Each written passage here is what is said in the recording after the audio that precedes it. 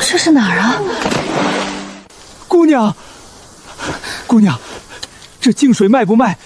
我出10两。刘老三，10两就想买仙水，你当姑娘不识货？姑娘，我出20两，我出30两，我50两，连瓶子一起要。姑娘，我家老太爷病了3日，只求一口清水吊命，你开个价。门要关了。姑娘别走！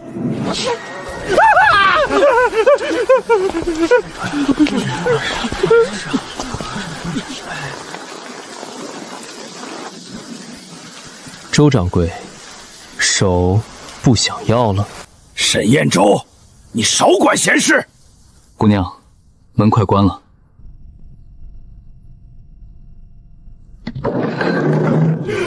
姑娘，求你把那瓶水卖给我！我女儿3日没喝过干净水了，城外井水浑了，药铺净水全被周家买走，她再喝脏水真的撑不过今晚了。刘老三，少装可怜，这仙水今日我要定了。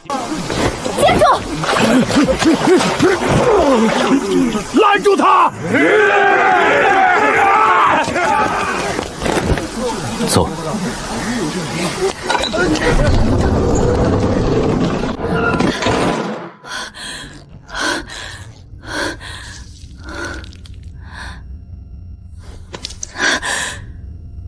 不是梦，我家地下室真的通往一条古代夜市。看什么？鉴定。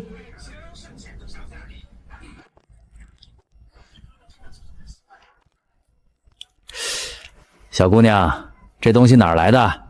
家里老着翻出来的。东西有点年头，不过品相一般，市场也冷。你要是想出，我给你3万。那我不卖了。哎，小姑娘，你别急呀，3万不少了。你这种东西来路也说不清，真拿出去未必有人敢收。归宁商号完整丝铸银，3万，你这不是收获，是明抢。顾先生，您怎么来了？这块银档你想卖？你是谁？顾川。顾先生是高端古董经纪人，咱们市不少大藏家都找他过眼。你能出多少？这块不是普通银锭，归宁商号丝铸银，戳记完整，存世量少，按正常丝洽价15到20万之间。你若急出，我现在给18万。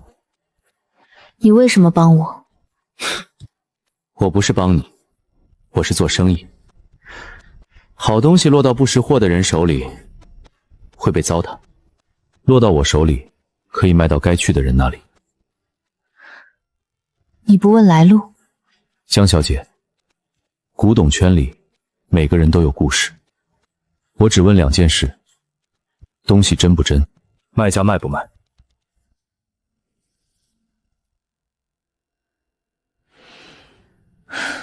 现在转账。现在。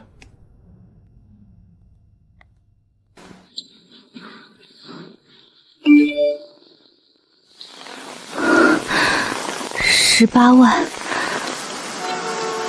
世界还是原来的世界，又好像彻底不一样了。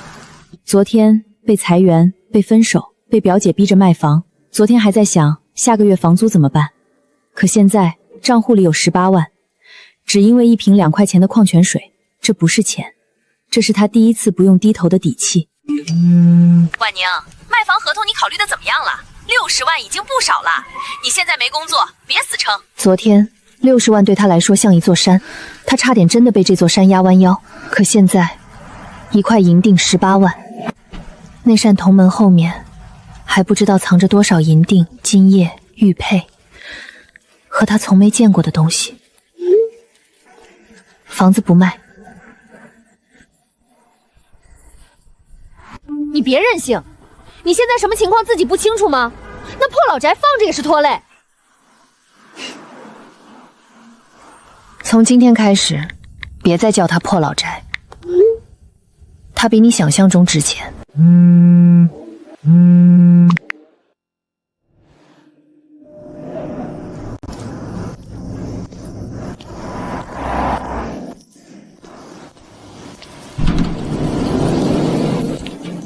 每一样在现代廉价普通的东西，过了那扇门，都可能变成让古人疯狂的宝贝。美女，你这是囤货啊？不是进货。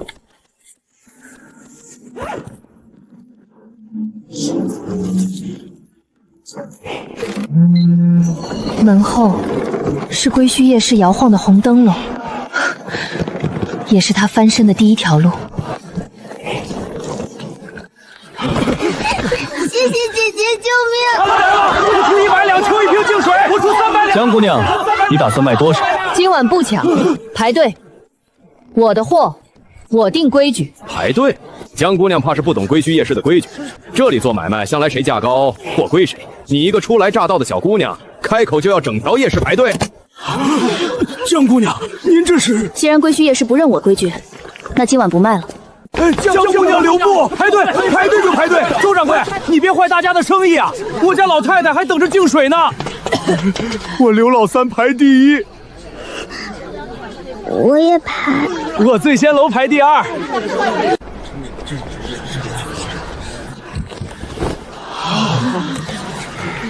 今晚只卖30瓶。30瓶？怎么才30瓶？江姑娘，我愿高价买10瓶。每人最多2瓶。为何限口？我出得起钱，为何不能多买？因为净水是就是用的，不是让人囤起来转手涨价的。我的货按我的规矩卖，买来救人我卖，买来囤货害人，以后宛宁小铺不做你的生意。江姑娘，2瓶净水多少银子？1瓶50两。50两？1瓶水50两？2瓶100两。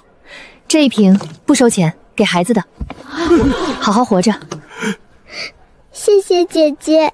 江姑娘，我买2瓶给家中老母备着。贺掌柜家中老母跪坑。贺掌柜，你娘不是20年前就没了吗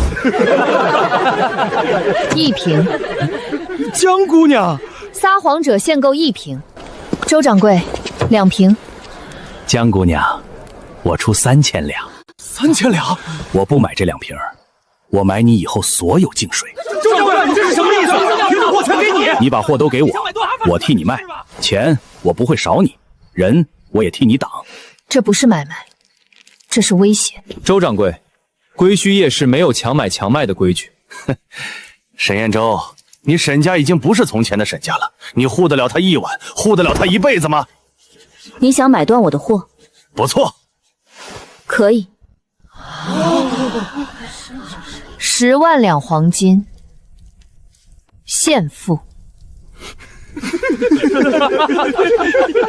江姑娘，你耍我！周掌柜刚才不也是在耍我吗？50两1瓶，买就买，不买下一位。江姑娘，归墟夜市的水很深，不会游水的人容易淹死。多谢提醒，我会带救生圈。江姑娘，你得小心周掌柜，他做的是水货、药材和粮食生意，城中不少急货都被他把着。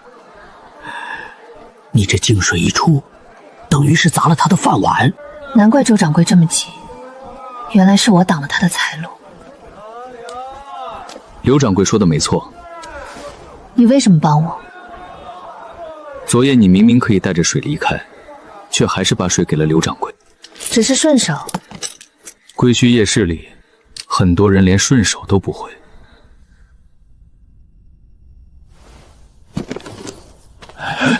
江姑娘，这又是何物？看着像黑铁桶。掌心雷光，他手里有雷。此物能照多久？看电量。能照矿洞吗？可以。多少钱？1只手电筒现代成本100多，但在这里，它不是手电筒，它是能进矿洞、走夜路、护商队、吓退野兽的雷光，1只500两。我今日没带足银两，这枚玉扣，抵1只。可以。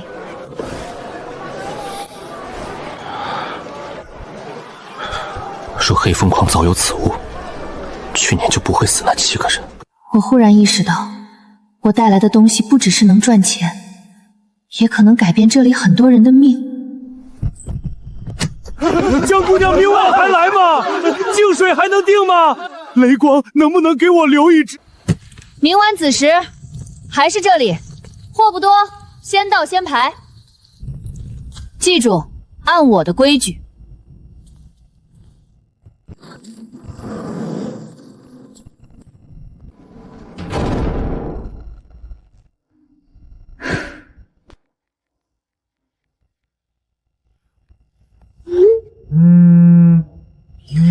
多少？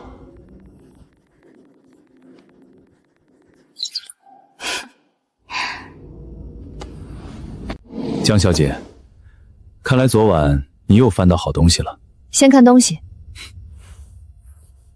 江小姐，你家老宅不像是藏了一点旧物。你只问东西真不真，卖家卖不卖？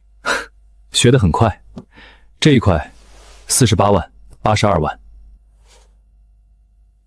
有税银暗印，少见。48万、82万、130万，3块银额加起来160万，合计260万。你若同意，今天到账。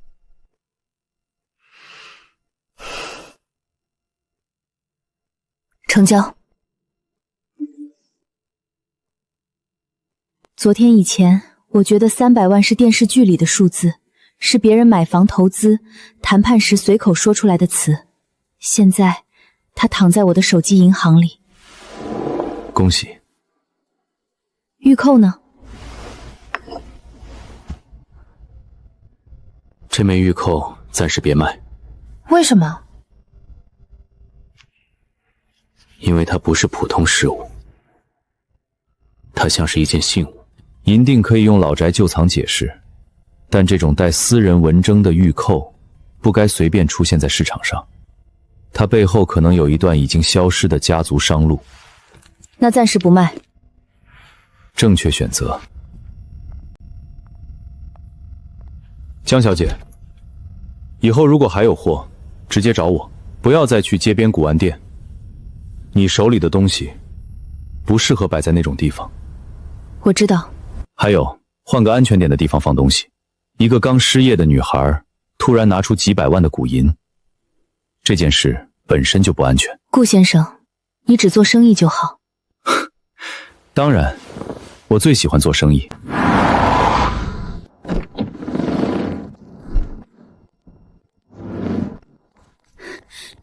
江婉宁，你哪来的钱？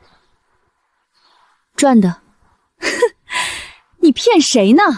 你前天刚被裁员，昨天还穷得连房租都快交不起，今天就坐商务车，买新手机，买新衣服。你是不是在外婆老宅里找到了什么值钱东西？你别走，把话说清楚。松开。外婆当年生病，我们家也出了钱，她留下的东西不可能全归你一个人。第一，房子是外婆合法留给我的。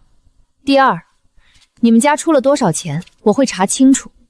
第三，就算老宅里真有东西，也是外婆留给我的，和你没关系。你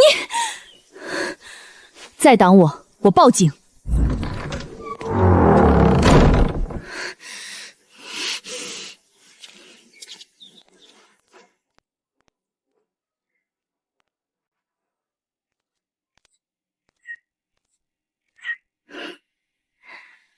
江婉宁，你别以为你藏得住，这老宅里的东西我一定会找出来。妈，江婉宁绝对在老宅里发现东西了。什么东西？我不知道，但她突然有钱了，昨天还穷得要卖房，今天就坐商务车回来，还换了手机，买了衣服。那肯定是老太太留下的东西。她还把锁换了。心虚。要不是心里有鬼，换什么锁？妈，我觉得地下室有问题，他每次回来都往地下室跑。明天我带你舅舅他们过去。她一个小姑娘，吃独食也不怕噎死。好。哼，江婉宁一个刚被裁员的普通女孩，能守得住这么大的秘密？以前总觉得亲戚之间不要闹得太难看，现在我明白了，有些人不是亲戚，是闻到肉味就会扑上来的狼。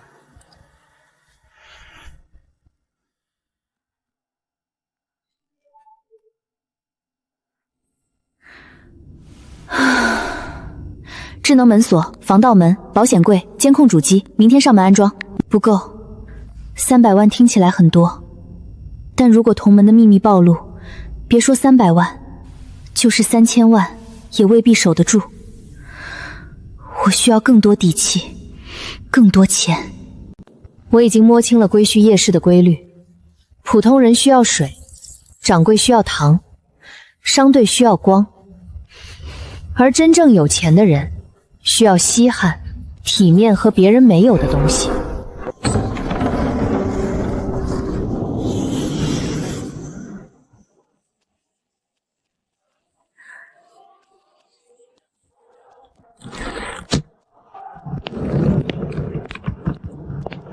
江老板来了，婉宁小铺开张了，今日有净水吗？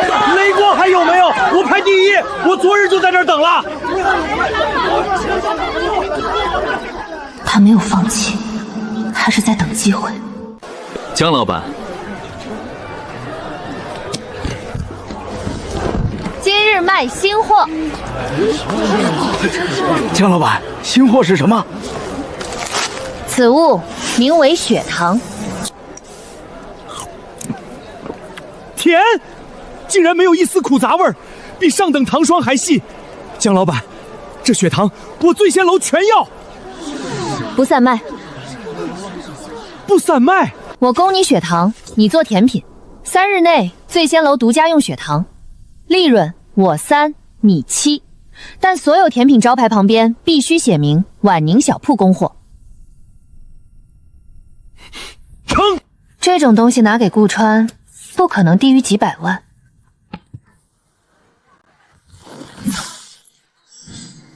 那是什么？啊！这照得好清楚。是梁夫人，梁府的人也来了，他竟然亲自下车了。此物叫什么？照影琉璃。怎么卖？这面不单卖，为何？夫人若喜欢，我可以每3日供2面。除此之外，还有异香、冰玉盏、血糖，都可优先给梁府。条件：第一，不问货源；第二，不派人跟踪；第三，我的东西到梁府后怎么处置是夫人的事，但不能坏婉宁小铺名声。大胆！你知道我家夫人是谁吗？我只知道这是买卖。有意思，这是皇商奖金叶，这面照影琉璃外加3日后2面心镜，1盒1箱，1套血糖，3片金叶，够吗？皇上金叶，梁夫人竟然拿这个换照影琉璃，这可不是普通金子。可以，江老板，3日后我等你的货。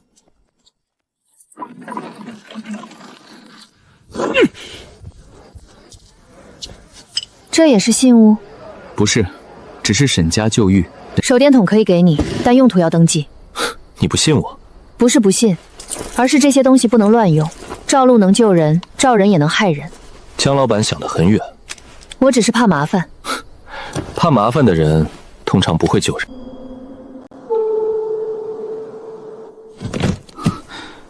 周掌柜在派人盯你。他能跟进门吗？暂时不能。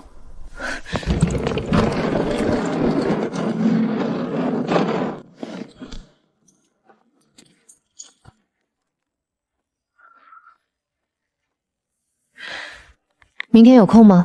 有新东西。多少？不少。我来接你。江小姐，你说的不少，看来确实不少。换个安全地方看。你开始懂规矩了。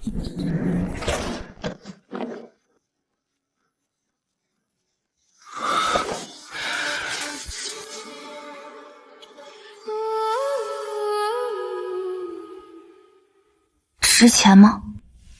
江婉宁，你知道这是什么吗？古代金叶子。皇商赏金叶，不是普通金器，完整暗纹，成套保存，传承痕迹极少见，一片单出至少300万起。一片300万，3片就是900万起。这枚金锭也不普通，商号戳记完整，单出800万到1000万。这枚玉佩不能普通出手。为什么？梁氏旧族双鹤纹佩，雕工和保存都极好，合适的买家980万起。这些竟然价值近1000万。江小姐，我越来越好奇了，你家老宅里到底藏了多少东西？你只问东西真不真，卖家卖不卖？我确实说过，这片我今晚能帮你出到420万。这枚玉佩，3天内我尽量谈到1000万以上。小金锭不急，放一放，能卖更高。先出一片金叶。明智。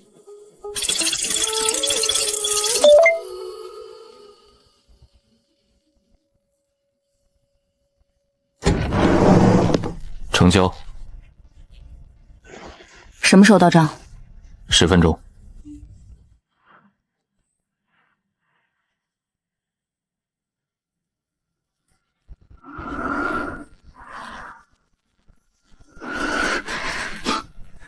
第一次觉得钱只是数字？不是，我是第一次觉得有钱之后，别人再想逼我低头，会难很多。这话比钱有意思。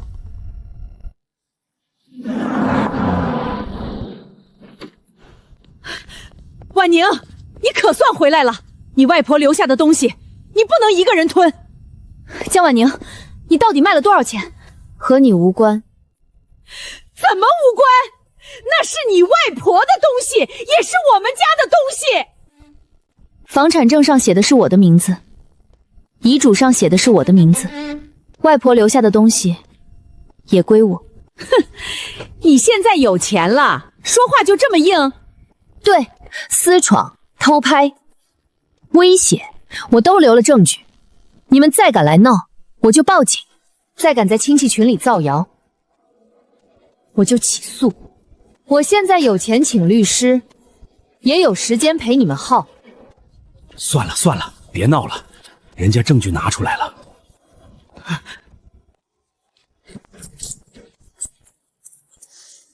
最后一次，别碰我的房子，也别碰外婆留给我的东西。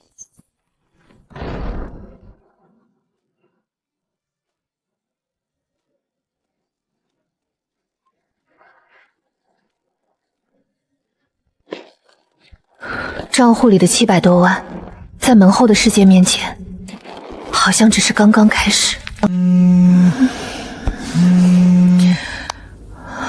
梁氏双鹤玉佩有买家了。多少钱？1100万。买家今天能打款，但要先看实物。我来接你。好。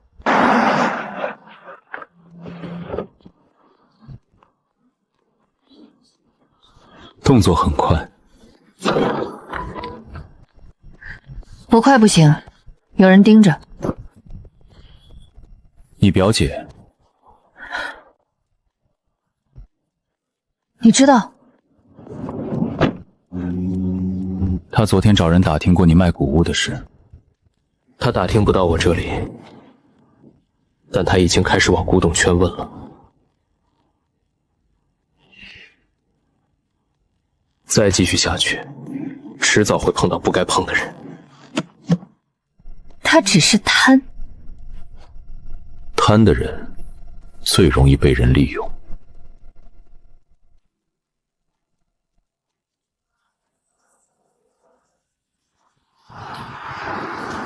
都东西是真的，保存也完整。梁氏双鹤纹，市面上已经很多年没见过完整配了。江小姐，这东西你从哪儿来的？宋先生，只谈价格。行，1000万。昨天说好，1100万。东西是好东西，但来源太模糊，我总要承担风险。宋先生，如果你真觉得风险大，刚才就不会舍不得放手。梁氏双鹤纹完整配，今年你错过这一枚，未必还能见到第2枚。江小姐，1080万，怎么样？那就算了，我不急着卖。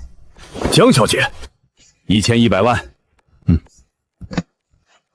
成交。我的人生像被一只无形的手强行推上了另一条路。从前，我想的是房租、水电，下个月吃饭。现在，我想的是保险柜够不够，监控有没有死角，顾川可信吗？周掌柜会不会找到同门？恭喜江小姐。你抽多少？该抽多少我会从账面上走，你放心，我不会在这种小钱上占你便宜。1000多万，在你这里是小钱？对你接下来要面对的麻烦来说，是小钱。我查到一点关于你外婆的事。20多年前，这张照片在一个私人旧藏展上出现过，展出人就是林素秋。这张照片你从哪儿弄来的？我父亲的旧资料。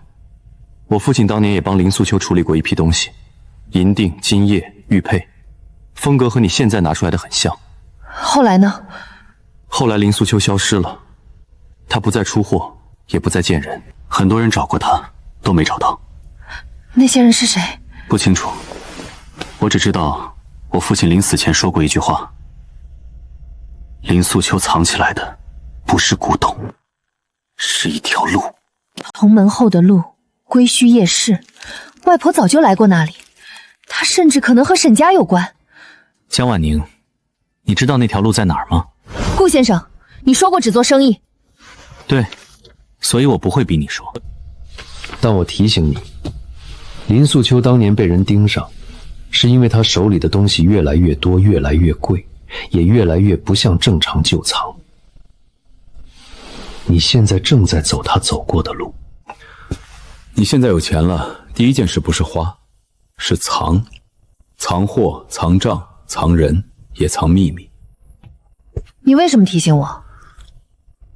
因为你活着，我才有生意做。你表姐那边，我建议你早点处理。她已经开始往外说你卖了外婆留下的东西。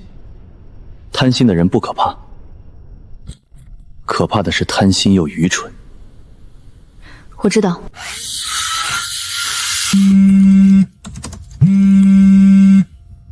江婉宁，我知道你地下室有秘密，中午是人家带上钱来见我，哼，否则我就让所有人都知道你在老宅里藏了东西。我不想主动惹事，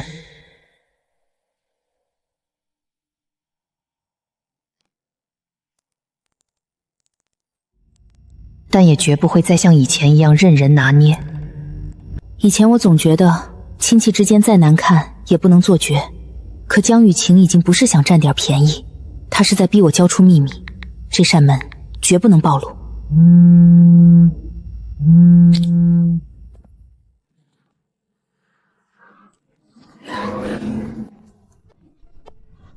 江小姐，对方约在哪里？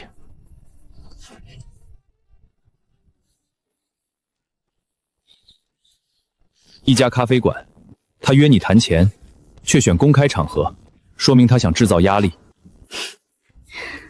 他想让我怕丢脸，那就让他自己丢脸。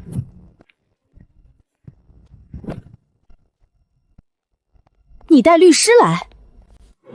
你不是要谈钱吗？谈钱当然要正式一点。婉宁，你这是什么意思？都是一家人，找律师来吓唬谁？昨天你们堵我家门时，也没想过一家人。江婉宁，我不跟你绕弯子。你最近卖了不少外婆留下的东西吧？是，那就好，外婆的东西不可能只属于你一个人。房子写你名字我不说什么，但屋里的东西怎么也该拿出来分。你想分多少？一半。还有老宅地下室里的东西，必须让我们进去看。一半。对，江婉宁，我知道你卖了不止几百万，你要是不想我把这些照片发到亲戚群，发到网上，你最好识相一点。发吧。你说什么？我说你现在就发。江小姐已经委托我处理此事。第一，江小姐外婆的房产及屋内物品均由遗嘱指定江小姐继承，文件合法有效。第二，你们多次在未经允许的情况下拍摄江小姐私人住宅，已经涉嫌侵犯隐私。第三，你们以公开照片、散播不实信息为威胁，要求江小姐支付钱款，已经具有敲诈勒索的性质。你胡说什么？我们是亲戚。亲戚关系不影响法律责任。我们只是要回属于我们的东西。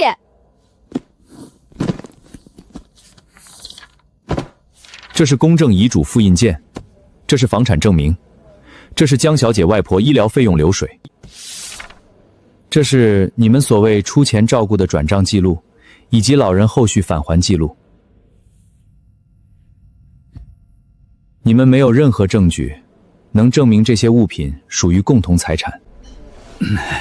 就算法律上这么说，道理上也说不过去吧？老人留下值钱东西，晚辈之间分一分，很正常。请问你是？我是他们家的法律顾问。请出示律师执业证。江雨晴，这就是你找来帮你分钱的人。江婉宁，你别太得意。我不是得意，我是终于明白了，你们根本不在乎外婆留下了什么，也不在乎那些东西是谁的，你们只是不甘心。不甘心我从被你们看不起的人，变成了高攀不起的人。你高攀不起？江婉宁，你不过是走了狗屎运，翻出几件老东西。那也是外婆留给我的运气。你这个没良心的东西！老太太当年要不是我们，要不是你们出过3200块，又被外婆还了4000，这句话你们说了这么多年，不累吗？这是律师函。从现在开始，若你们继续散播江小姐不实信息，或者试图进入其住宅，我们会正式提起诉讼。以后别再联系我。江婉宁，你以为找律师就能把事情压下去？你地下室里一定有东西，总有一天我会拍到。你可以试试，但下一次我不会再只是发律师函。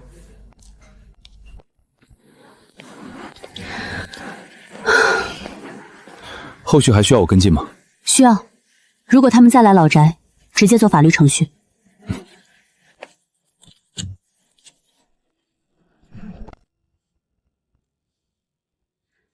以前我以为钱能解决一切，现在我知道，钱不能解决所有麻烦，但钱能让我面对麻烦时不再跪着。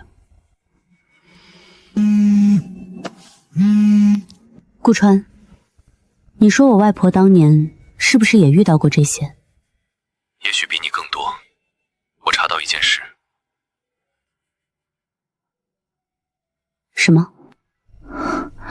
林素秋当年最后一次出货，是一枚清鹤玉牌，和你之前拿来的玉扣纹路类似，但级别更高。沈家上路信物。后来呢？后来买家失踪，林素秋也收手了。江婉宁，你那条路上有姓沈的人吗？看来有，但我提醒你，沈家的东西不要轻易卖，因为有人一直在找。沈家的东西，外婆的照片，顾川父亲的旧资料，现代和古代的线，正在一点点重合。我原本只是想赚钱，可现在，钱已经不是唯一的问题了。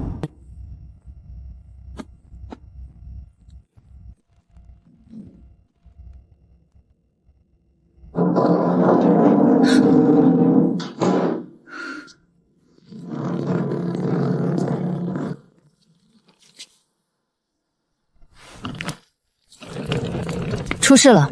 江老板，周掌柜放话了，谁再买你的货，明日就断谁家的水路和粮路。我醉仙楼今日已经被人拦了2车米。江老板，别来无恙啊！商人怕周掌柜，掌柜怕断货，可普通百姓不怕，或者说，他们已经没有什么可失去。今晚婉宁小铺不卖给掌柜，只卖给百姓。病人买净水，半价；老人孩子买暖身贴，半价；妇人试用香皂，不收钱。谁家缺急药，先登记后付款。江老板，我孩子发热，能买1瓶净水吗？不收钱。孩子好了，再来付。排队！江老板的规矩，排队！你这一招会让周掌柜恨死你。他本来也没打算放过我。你不怕？怕，但我今天刚处理完一个现代的周掌柜。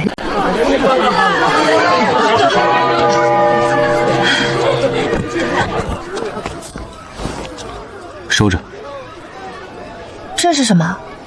沈家商队临时信牌，周掌柜今晚之后会更急。若遇危险，亮此牌，沈家人会护你一次。多谢。买卖而已。沈公子也学会这句话了。江老板教得好。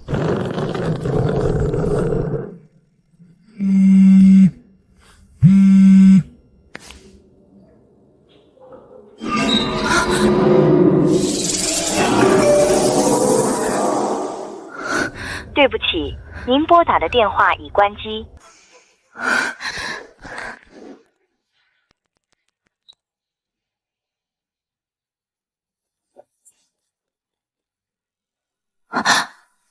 不是江雨晴，是个男人。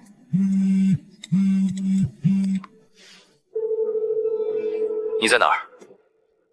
老宅。别出去，照片给我看，这不是普通威胁。我当然知道。门影是真的。江晚星，从现在开始，别再把任何东西拿出去卖。对方已经不是冲钱来的，他冲的是林素秋留下的秘密。你知道是谁？不确定，但我父亲资料里提过一个人，陆观兰。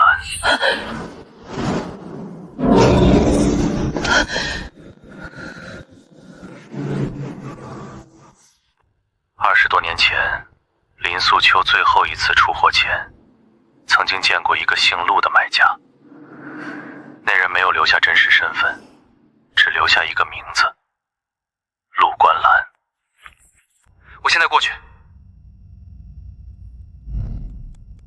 不用，你来老宅，只会让事情更复杂。现在不是逞强的时候。我没有逞强，我会加监控，也会报警备案。你帮我查这个号码。江婉宁，你外婆当年就是从这种时候开始出事的，所以我更不能乱。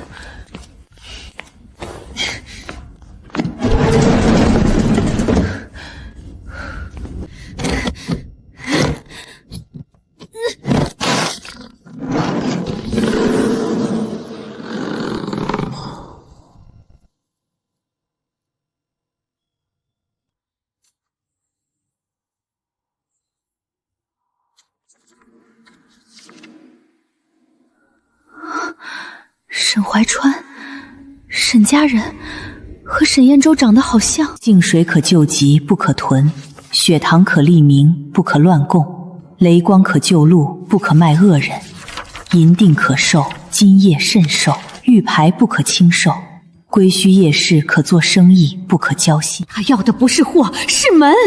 同门不是终点，归墟不是唯一。婉宁，若你看到这里，说明门已经选了你。记住，发财只是诱饵，守住门才是命。我一直以为自己得到的是一个报复机会。可外婆的账本告诉我，这不是机会，是考验。婉宁，如果你听到这段录音，说明同门重新开了，别怕，门不会随便选择人，他选中你，是因为你心里还有底线。你可以赚钱，可以翻身，可以用那里的东西救自己，但你必须记住，钱越多，盯着你的人越多。现代有人盯着你，古代有人盯着你。最危险的不是贪财的人，是知道门存在的人。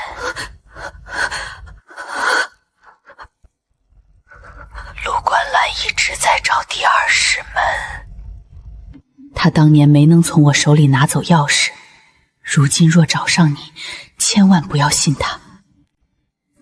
铜簪只是开门，真正的钥匙在……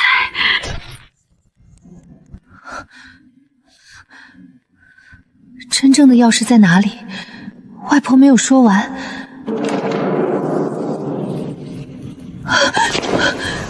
现在不是子时，铜门不该开。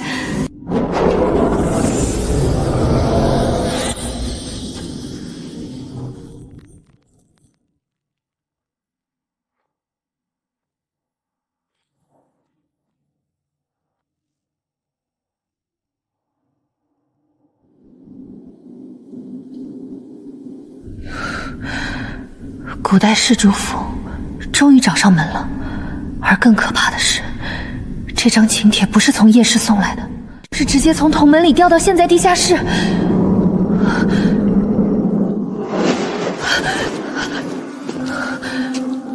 这说明对方已经能碰到门，哪怕只是短暂的一瞬。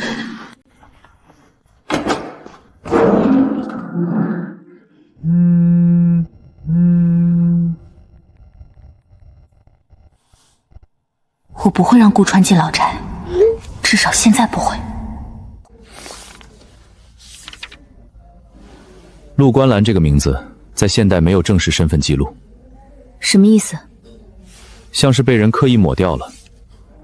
但我父亲留下的资料里有一张旧名片，20多年前他曾和你外婆交易过。后来林素回收手，再后来他也消失了。他是现代人吗？这正是奇怪的地方。我父亲留下的记录里说，这个陆观澜从不拍照，不留地址，不收银行转账，只用金银交易，像一个古代人。你是不是收到什么了？陆观澜要见我。别去。他已经盯上我了，躲没有用。你现在手里有钱，有货，有门。对方等了20多年，不会只是请你喝茶。我知道，所以今晚我不是去喝茶，我是去看看他到底想拿走什么。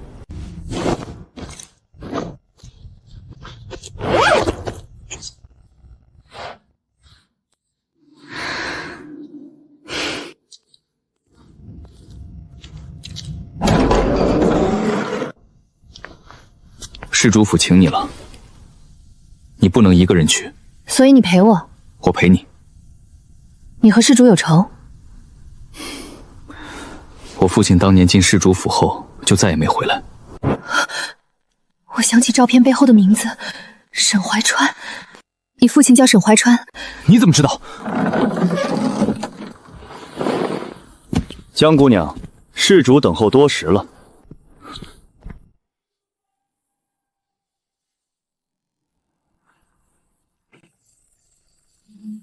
林素秋的外孙女，你终于来了。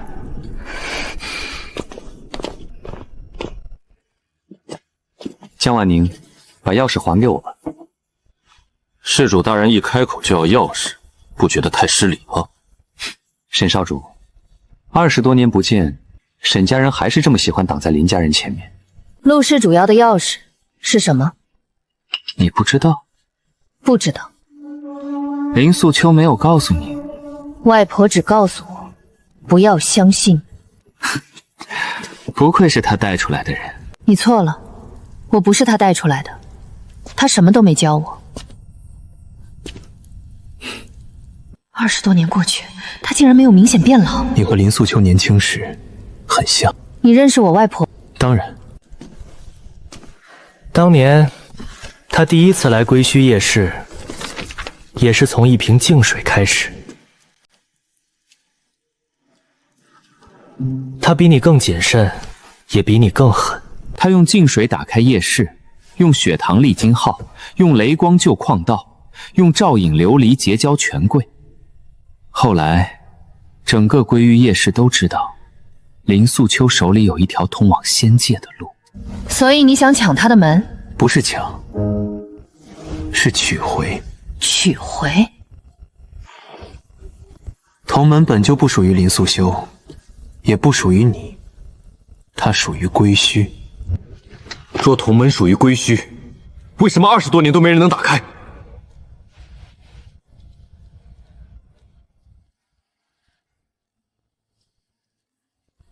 因为林素秋带走了钥匙。你说的钥匙到底是什么？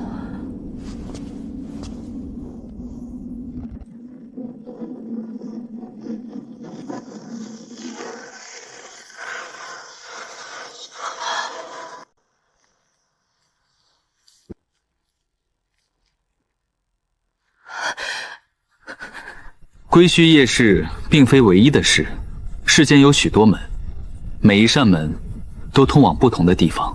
你现在打开的只是归墟夜市，而第2世门通往的地方远比归墟更富，也更危险。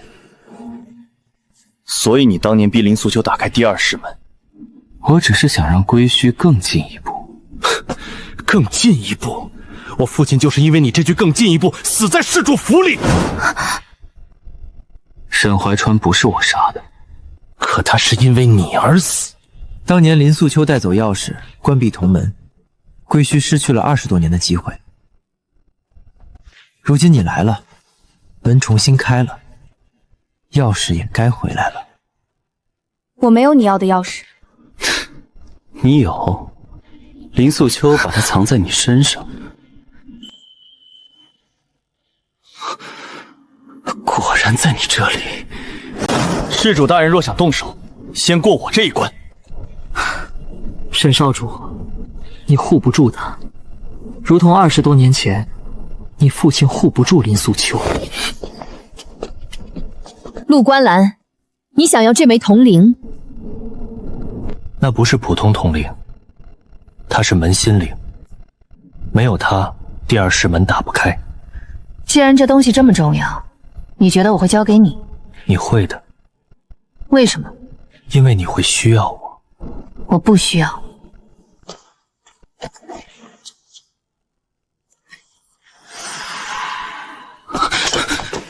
这是我父亲的玉牌。沈怀川死前留下过一句话，他说，若有一日林素秋的后人回来，告诉他，第2世门后面藏着林素秋回不去的原因。什么意思？明夜子时，第2世门会有一次短暂苏醒。你若想知道林素秋当年为什么关闭同门，为什么到死都不敢把真相告诉你，就带着门心铃来。你以为我会信你？你可以不信，但你一定会来。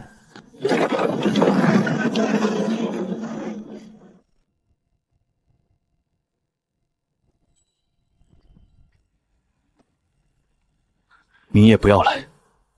你觉得我能躲？陆观澜的话不能信。我知道。那你还想去？他提到了我外婆。你父亲和我外婆到底是什么关系？我父亲曾经是沈家少主，20多年前，他遇见林素秋，他带来净水、雷光、血糖，救过沈家的商队，也救过归墟夜市很多人。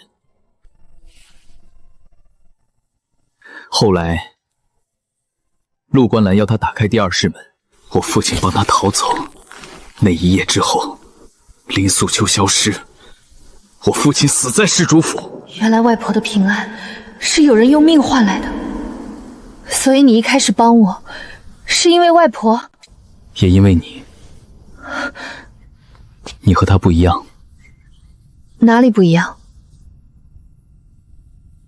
他更冷静，但你比他更像活人。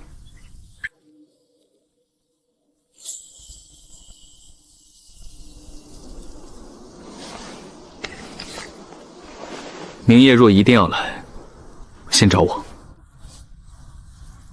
好。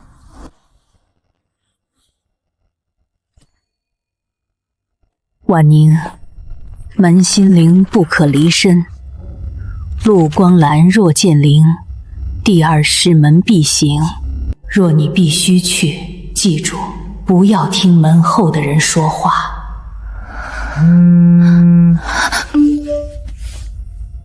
查到给你发短信的人了，他今晚去了你家附近。我的人拍到了一张照片。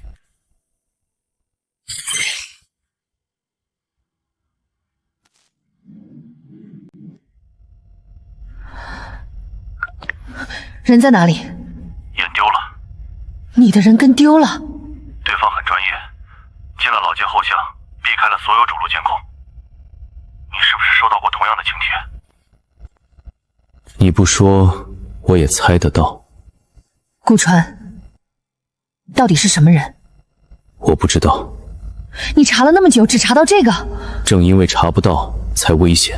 一个人在现代出现过，却没有身份记录，没有照片，没有地址，没有账户，甚至20多年都查不到真实年龄。江婉宁，这不是普通人能做到的。你今晚别再过去。我必须去。江婉宁，你是不是疯了？也许。你知不知道你现在有多少钱？你完全可以卖掉手里的东西，离开这座城市，换个地方重新生活。然后呢？门还在这里，陆观澜也还在找他。江雨晴拍到了门影，你的人拍到了陆观澜的人。就算我走了，他们也会继续找。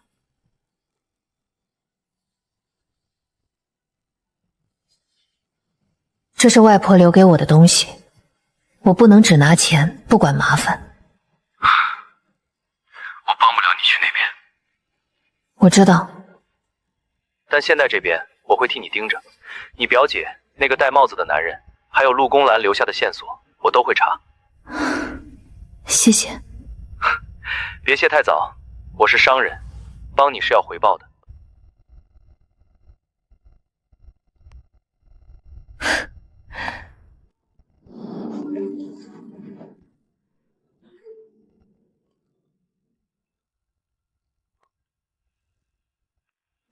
群里的照片我看到了。你怎么会看到？你表姐比你想象中蠢，她不仅发给亲戚，还发给了一个古董群。问有没有人认识这是什么老物件。他疯了。他不是疯，他是贪，而且已经有人认出了同门路不普通。是谁？暂时不知道，我已经让人压消息，照片会尽快删掉。但你表姐不能再留着这些照片。你要去找他？对。我让人陪你。不用，这是我和他的事。我也不是想要钱，我只是替外婆不值。她老人家留下的东西，凭什么被一个人偷偷卖掉？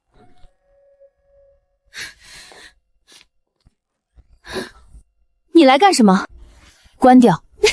你怕啦？我说关掉。江婉宁，你有本事做，还怕我说？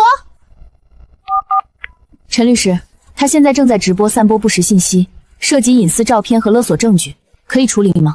可以，建议立即保存直播录屏。根据现有证据，对方已经涉嫌侵犯隐私、诽谤以及敲诈勒索。若继续传播，可直接报警。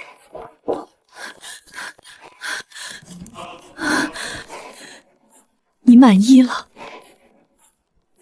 把照片删掉。凭什么？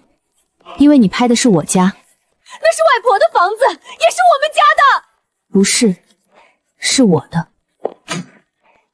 这是最后一次，你再发一次照片，再提一次让我给钱，我就正式报案。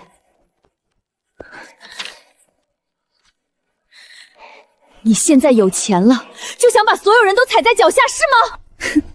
江雨晴，到现在你还不明白，不是我想踩你，是你一次次把自己送到我脚下。我穷的时候，你劝我卖房；我有钱了，你说我独吞遗产。我不给钱，你偷拍、勒索、直播、造谣。你不是想要公平，你只是见不得我过得比你好。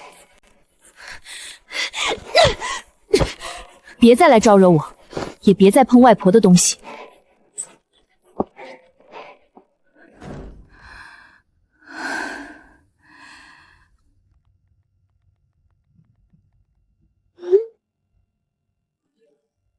钱翻倍。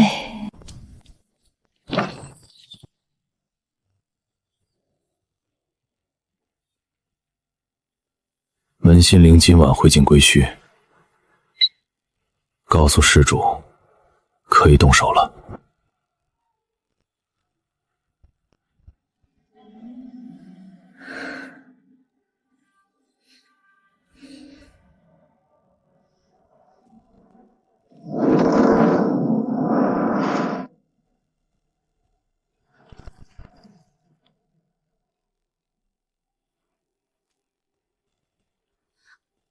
你这是准备打架？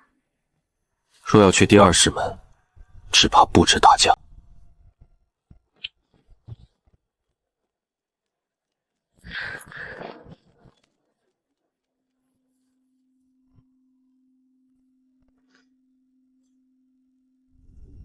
江婉宁，若门后有人喊你的名字，不要答应。门后到底是什么？没人知道。那你父亲？我父亲当年听见了，他听见门后有人喊林素秋的名字，然后呢？然后他替他打了一声。第二天，他死在施主府。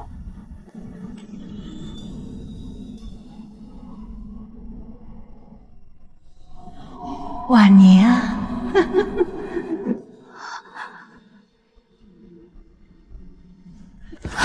别硬！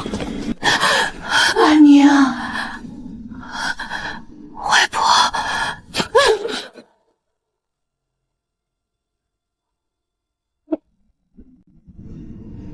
第二师门最会骗你心里最想见的人。你听见过？小时候听见过一次。谁的声音？我父亲。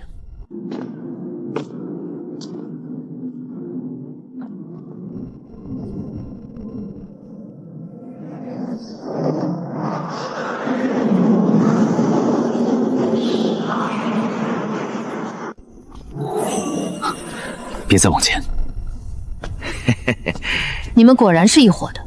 江姑娘，话别说的这么难听，我只是识时务。周家想要商路，我想要门，各取所需罢了。你的人去了现代，门既然开了，两边自然都会有缝。所以给我发短信的人是你。不是我，但他听我的。果然，现代那个戴帽子的男人是陆观澜的人。江雨晴以为自己在用门要挟我，却不知道真正危险的人早已经借他的贪心看到了门的位置。门心凌带来了，你想拿自己来拿。沈少主，你父亲当年也是这样站在林素秋身前，所以他死了。不，他死是因为他听了门后的声音，我提醒过他。闭嘴！你想知道林素秋为什么关门吗？他不是怕我，也不是怕归墟，他是怕门后那个人。谁？你不是刚刚听见了吗？第二室门后面未必是死人，也未必是活人，他会用你最想听到的声音和你做交易。林素秋当年听见的是他已经死去母亲的声音，沈怀川听见的是林素秋在门后求救，而你听见的是林素月。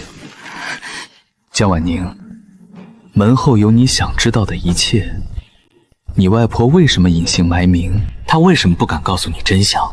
她为什么到死都不愿意再碰同门？只要你打开门，就能知道。然后呢？然后，归墟会重新成为真正的万世之门。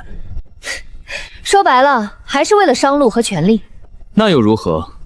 你这几日赚了多少？100万、1000万，甚至更多。你在现代卖一片金叶，就能换来普通人一辈子赚不到的钱。你带一面镜子过来，梁府愿用皇商金叶换；你带一支雷光，沈家愿意用玉牌抵。江万宁，这还只是归墟，门后有更多黄金，更多奇货，更多你想象不到的东西。你可以成为2个世界最富有的人。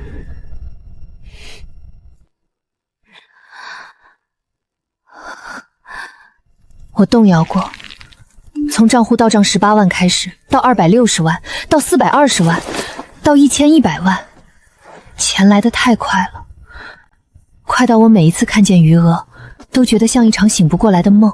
如果第二师门后面真的有更多财富，我当然会心动。我只是个普通人，不是圣人。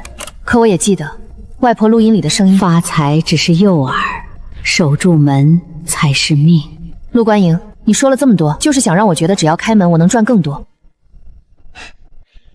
难道不是吗？是。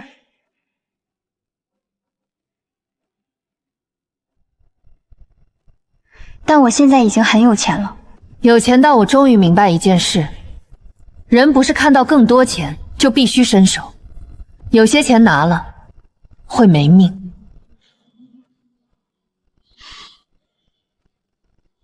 哼，江姑娘，你说的轻巧，你靠这扇门赚得盆满钵满，现在不让别人开第2扇门，是不是太自私了？你想开门，是为了归墟百姓。你想开门，是为了垄断第2师门后的货；陆官郎想开门，是为了做万世之主。你们都别把贪心说得这么好听。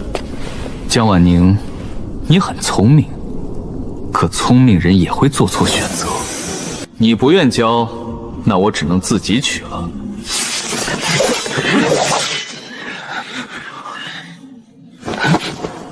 退后！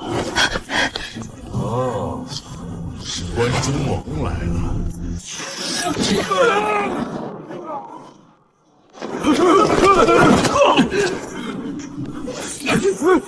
妖术！这是科技。婉宁，外婆好冷。婉宁，开门，外婆就在这里。你不想见我吗？江婉宁，婉宁，你不要外婆了吗？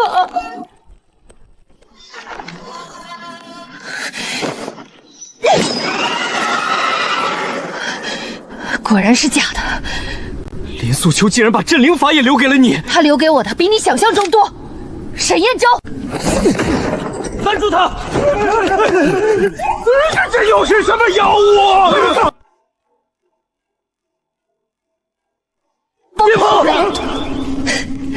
你急了？陆观澜，你若再碰第2师门，归墟会毁在你手里。原来第2师门后面不是一个更富的市场，是一个会吞掉人欲望的陷阱。他骗你，那你为什么不敢让账本说完？江婉宁，关门！怎么关？铃响3次，门眠1夜。江婉宁，你会后悔的。铃响3次，门眠1夜。明夜之后，第2师门还会醒。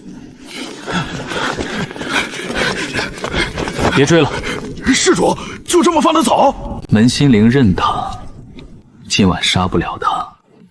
那怎么办？他在归墟有人护，在现代未必。告诉那边的人，从他的亲人下手。你受伤了，小伤。回头我带药。你还来？他们都盯上现代了，我不来，他们也不会停。铃响3次，只能让门眠1夜。对。那明夜怎么办？找到真正封门的方法。这是沈家旧库的位置，你外婆当年留下过东西。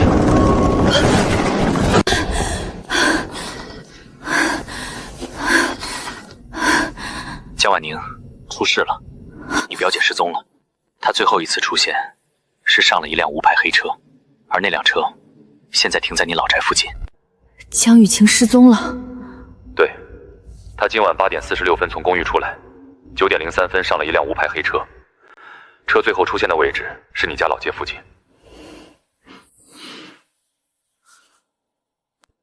你怎么知道的这么清楚？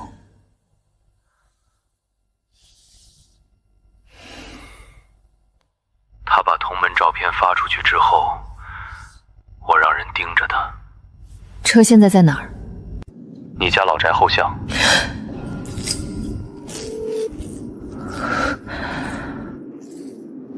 别出去，我已经带人过来。我去看看。江婉宁，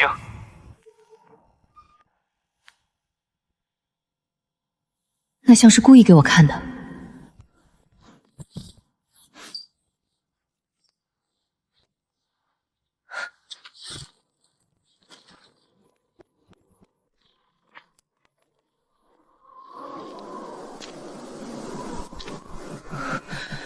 那是江雨晴常戴的，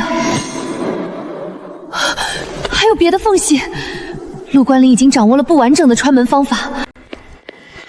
我说了让你别出来。他被带到那边了。对。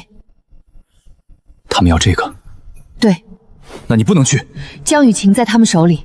他是被自己的贪心害进去的。我知道。那你还救？我讨厌他。他逼我卖房，偷拍我，勒索我，还把同门照片发出去。我有无数个理由救他，但如果我不救，他会死。你和你外婆确实像。我父亲记录里写过一句话：林素秋最大的弱点，就是见不得无辜的人死在他面前。江雨晴不无辜，但你还是见不得他死。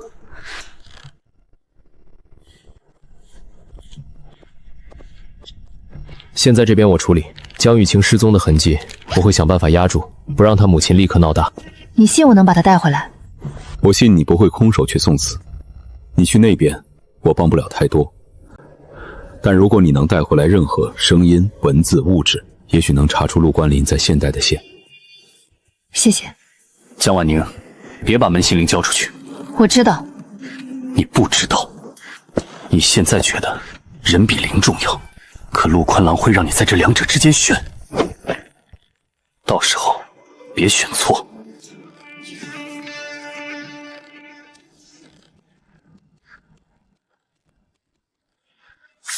门心灵不可交，若被逼换人，以贾玲脱实。贾玲，外婆早就准备好了。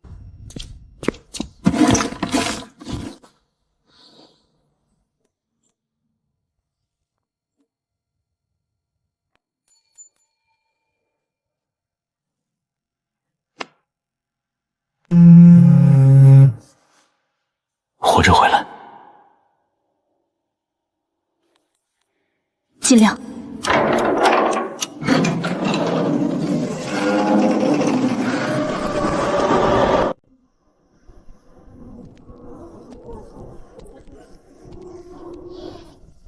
你带门心灵了？带了。江雨晴在哪儿？是主府。江老板，小心周家后院。周家后院，先去周家。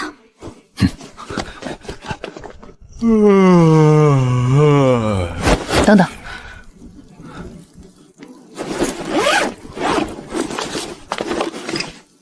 你要做什么？现代人的办法。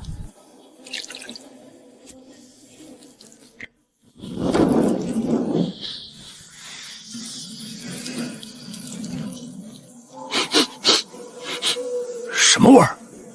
是不是库房着火了？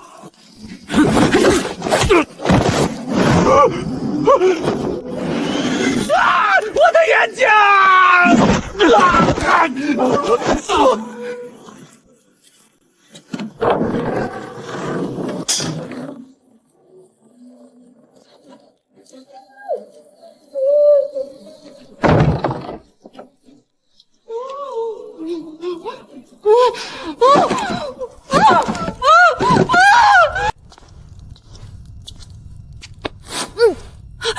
江婉宁，救我！他们要杀我！现在知道怕了。我错了，我真的错了，我不该偷拍你，不该要钱，你带我回去，我再也不敢了。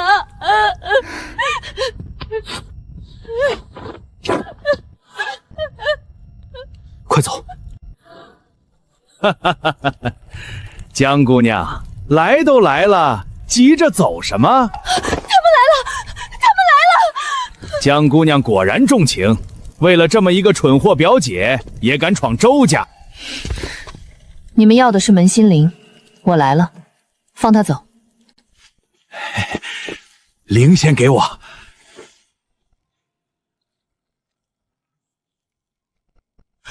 扔过来！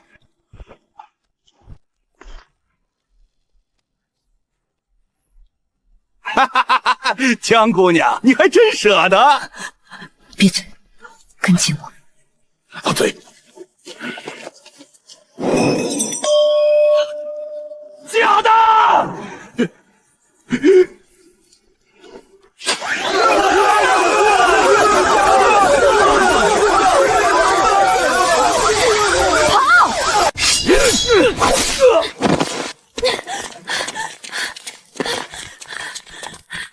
抓住他！门心灵还在他身上。江婉宁，你比我想象中更像林素秋。这一次，你还想怎么逃？江老板，放了江老板！周家欺人太甚，江老板救过我孩子，他卖净水救人，你们凭什么抓他？你前几日救的人来还账了。陆施主，今晚你拿不到门心灵，明晚也拿不到。是吗？那你有没有想过，这个蠢货既然能被我带进归墟，别人也可以。你的现代世界已经有凤了，门心灵若不归位，凤会越来越大，到时候不是我去找你，是归墟会自己涌过去。那是什么声音？江婉宁，那到底是什么东西？同门那边有东西，在我家。江老板，你先走，这里有我们。周家若再敢拦人，明日我醉仙楼就把今日之事贴满全城。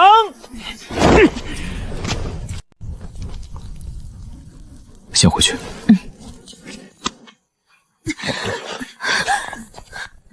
江婉宁，我真的不知道会这样，我只是想要钱，我没想害你。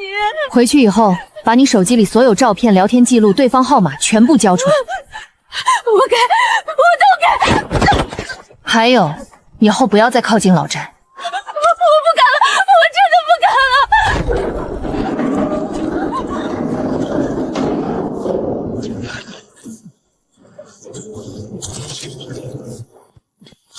我跟你过去。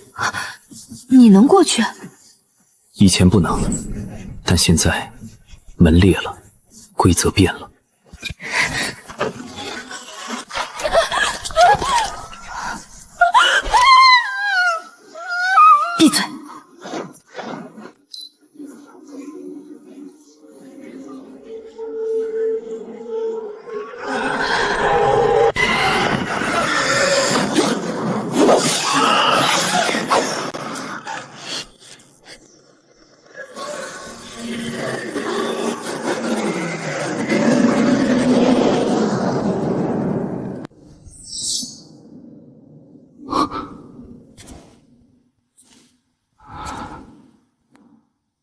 这就是你的世界？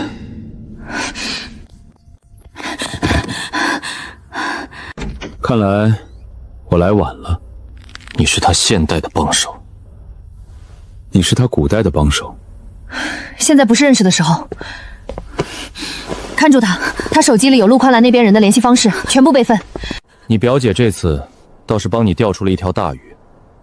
他差点把所有人拖下水。婉宁，我真的错了。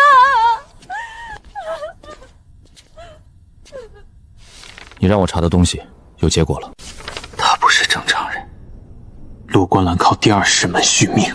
我父亲的旧笔记里提过，第二世门后面会吞人欲望，也会给开门者一些东西。陆观澜当年得到的，很可能就是不老。代价呢？代价是门会越来越恶。接下来怎么办？封门。要去沈家旧库，你外婆当年留下的封门法应该在那里。我也去。你不能过去。刚才他能过来，说明规则已经松了。既然归墟的人能来现代，现代的人为什么不能过去？你会拖后腿。我不会拿刀，但我会谈判，会算账，也会看人说谎。都去。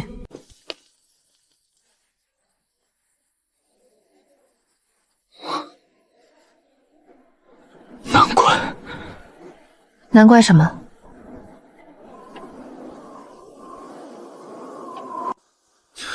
难怪你卖出来的东西那么干净，他们根本不是出土，也不是旧藏，他们是刚从历史里拿出来的。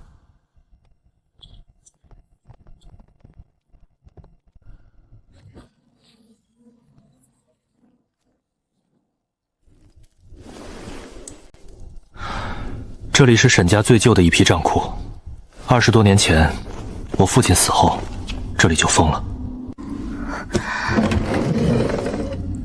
婉宁，若你能看到这封信，说明你已经走到归区最危险的一步。同门不是恩赐，是秤，它会让穷人看见钱，让贪者看见权，让孤独的人听见故人的声音。可门从不白给。我年轻时也以为自己得到了天大的运气，一瓶水换银子，一面镜子换金叶，一支雷光换商路。我从穷姑娘变成归墟夜市人人敬畏的林老板。可后来我才明白，封门最可怕的地方，不是让你发财，是让你以为所有东西都能交易。直到第二世门开启，门后有人用我母亲的声音叫我，我差点答应，是沈怀川替我应了一声，他替我死了。从那天起，我关闭同门，带走门心灵，回到现代。陆观郎一直在找我，因为他已经被第二世门喂过一次欲望，他不会停。若你要封第二世门，需3样东西：门心灵、清鹤玉牌、归墟百商院印。门心灵定门，清鹤玉牌镇路，百商院印断狱。记住，封门之时，门后会用你最想听到的声音诱你，不要答应，不要回头，不要相信他给你的任何东西。婉宁，外婆没能彻底结束这件事，若你能做到，就替外婆关上它。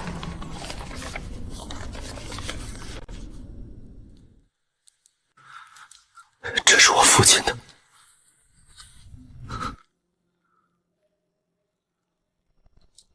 我父亲为了你外婆死，你外婆为了归墟守了20多年。现在轮到你们了。别这么看我，我只是觉得这桩生意亏得太久，该收尾了。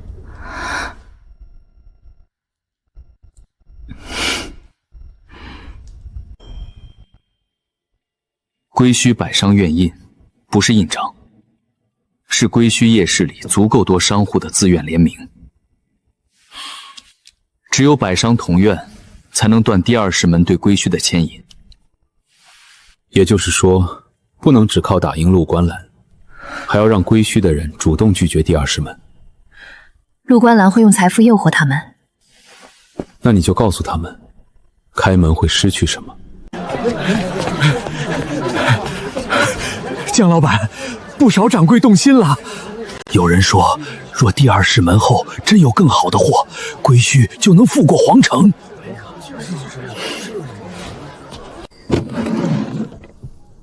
你们都知道，我从门后带来的东西能赚钱，净水能换银子，镜子能换金叶，雷光能换玉牌。我比任何人都清楚门后有多大的利润。江老板既然知道，为什么拦着大家发财？因为有些门开了就关不上。危言耸听。这东西叫雷光，它能照亮矿洞，也能让人夜里偷袭。这东西能救命，也能被人囤起来高价卖给病人。这东西能救冻病的孩子，也能被富人买空，让穷人碰不到。东西本身不善也不恶，可拿它的人有欲望。第二世门最会吃的就是欲望。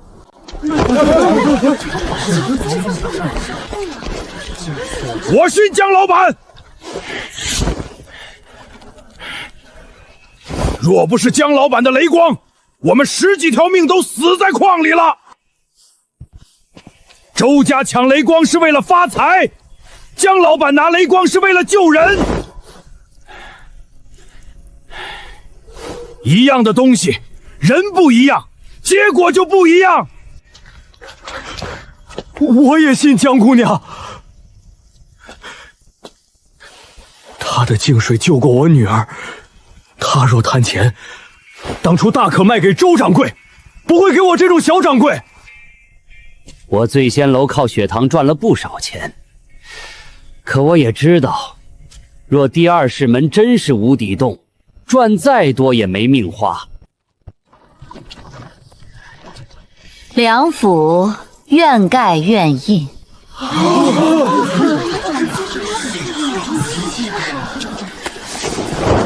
愿封第二世门者按印。你们疯了，那是万倍商机，你们就这么放弃？人最蠢的时候，就是以为自己能吃下所有商机。你又是什么人？现代商人。够了，江万宁，既然你不肯把钥匙给我，那我就让整座归墟亲眼看看门后的东西。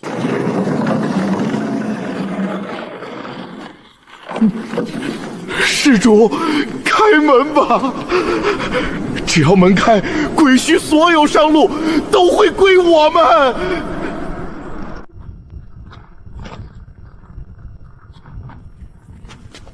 门心灵，青鹤玉牌，百商愿印。林素秋确实把一切都算好了。我从没想过，有一天自己会站在这里，决定2个世界的安危。我原本只是个普通女孩，银行卡里只有320块，我只想活下去，只想不被人看不起。可现在，我的现代账户里还有近2000万现金，保险柜里的古董估值早已过亿。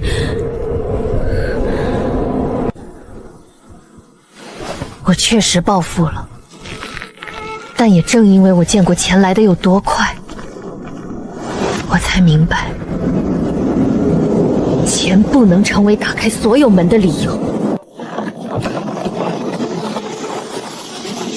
江婉宁，婉宁，孩子。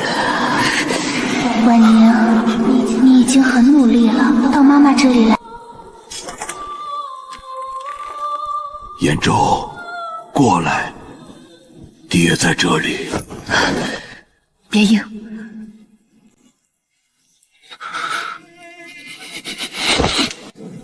陆川，门后这座金山是父亲留给你的。很可惜，我这个人只相信自己赚到的钱。你们以为这样就能挡住门？婉宁，外婆在这里，你不是一直想知道真相吗？开门，你就能见到我。开门，你会有更多钱。开门，你会成为2个世界唯一的主人。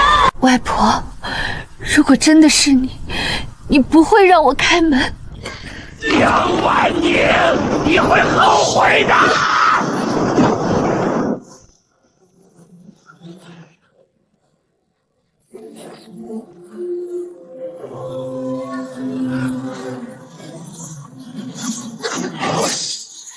沈家人总是碍事，这句话你20多年前也对我父亲说过。不能关，不能关，那是我的上路。我说了，人最蠢的时候，就是以为自己吃得下所有生计。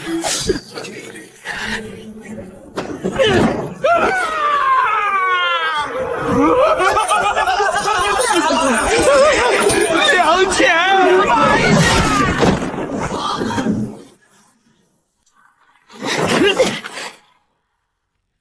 外婆信里说的断欲，我终于明白了。第2世门靠欲望开，贪欲越强，门越难关。周掌柜被吞，门反而得了一口实。第一次到账18万时的激动，260万到账时的恍惚，420万、1100万时那种命运翻盘的快感。我当然爱钱，因为穷过的人没人不爱钱，可我不能被钱牵着走。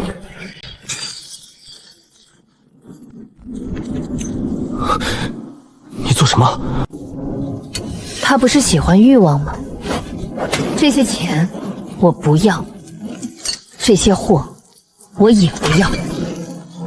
我靠同门翻身，但我不靠第2咒门活着。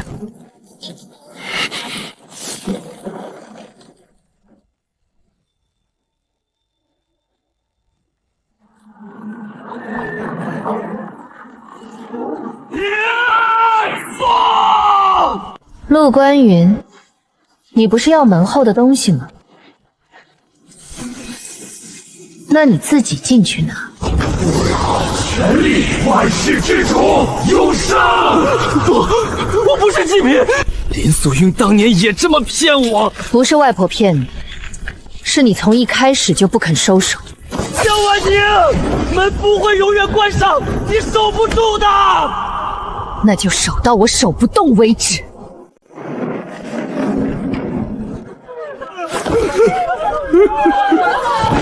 关了，真关了。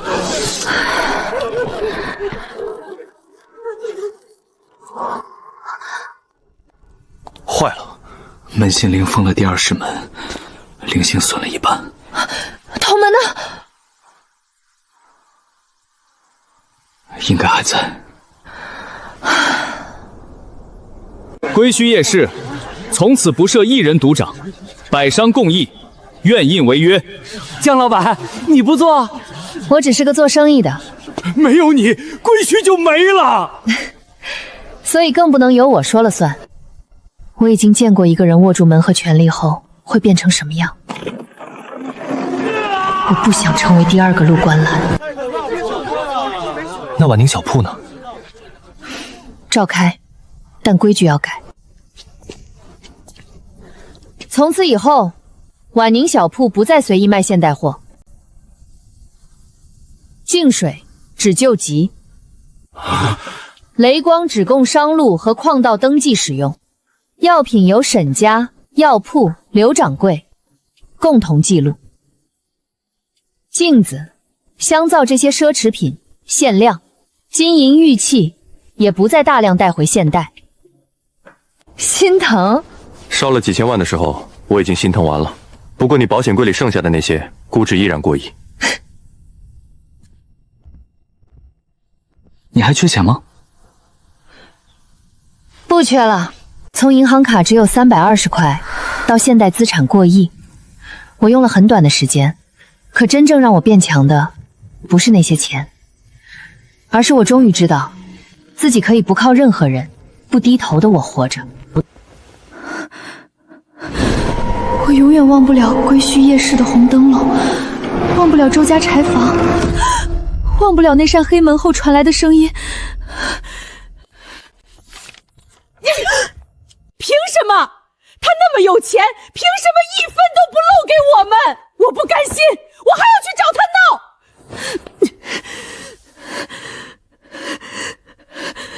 妈，别去了，那钱不是我们能碰的，那钱后面是他根本承受不起的东西。剩下的谷物我会继续帮你处理，但节奏会慢下来。1枚金叶，1块银当，1件不起眼的小玉，分批出手，安全、低调、隐秘。真不后悔。第2室门后面，也许真有更多东西。我现在的钱够我活很多辈子，再多就不是钱了。那是什么？麻烦。你现在真像个老板。我本来就是。同门还在，只是门心凌裂了，门开启的时间变短了，每月只有3次。不过我反倒觉得这样很好。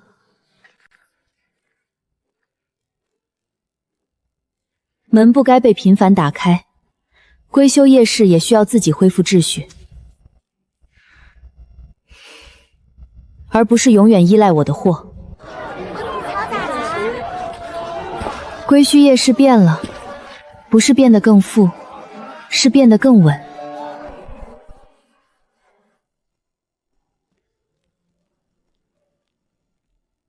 以后还来吗？来，做生意。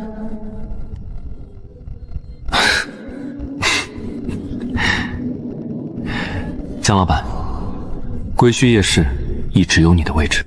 20多年前，外婆和沈怀川没能走完的路，如今由我们重新接上了。不是爱情，也不只是交易，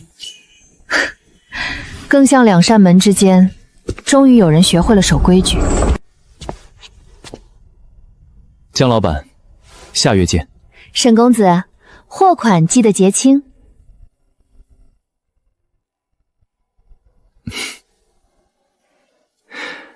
自然。